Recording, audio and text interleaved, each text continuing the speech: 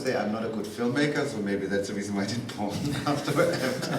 Oh, no, but all my work was always controversially received because it deals always with sexuality and politics. So, and in the late 80s I met Bruce LaBruce, and then we started to collaborate, and Bruce's work also was always discussed, is this pornography or is this art, you know? And at a certain point I was, you know, so fed up with this discussion, and then a friend of mine who studied at film school, and he's a little younger than me, he said, and you know, in film school they were, you know, also doing porn, and they would work with like the old porn and recontextualizing it and blah blah blah. And I thought, you know, fuck this shit, let's do a porn film, you know. So, and then I did a porn film in 1995, 96, and he directed it and I produced it, you know, I organized it. And you know, we never had done a porn film, you know, we didn't know how to shoot a scene, blah blah blah. And then we were, and of course when we said we would do a porn film, we would do the best porn film in the world. We would change every conception how porn films would have been done before and blah blah blah. So, you know, but you know, it was difficult. So, and it's called Berlin Techno Dreams, and it became a very big cult film, you know, because very simple reason, you know, we used techno music, we had a different kind of soundtrack, we had fast editing, you know, we had different kind of types of people in the film, you know, and for the regular porn customer, you know, I learned this afterwards when our film came into the shops. The regular customers said, oh, the film is too loud, you know, it's too fast edited, you know, so we cannot really watch it, blah, blah, blah. So, and then I decided, I told Jürgen, okay, I want to do also one porn film as a director. We didn't, when we shot our first one, we didn't say we want to continuously do porn films.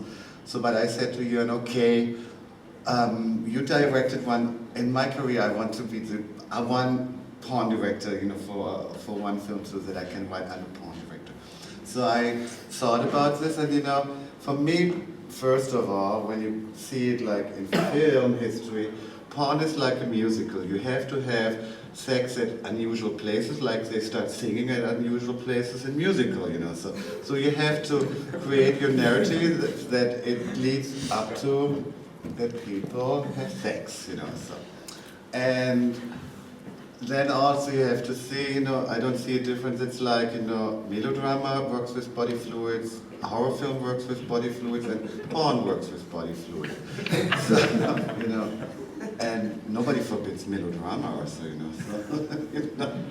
So, but what for me is important politically, how I perceive pornography, is that pornography is the same like Hollywood. It's reinforcing stereotypical sexuality, which is very heteronormative, you know, and what I try is to create a different kind of sexuality about sexual orientation and gender, you know, and this I tried, and when I started, you know, I wasn't so clear about it, but you know, I did this in 1996.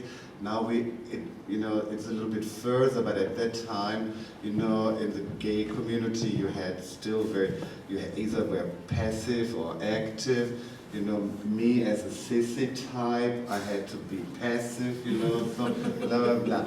So what I tried, okay, you know, I thought, I take the Snow White story, the racist Snow White story.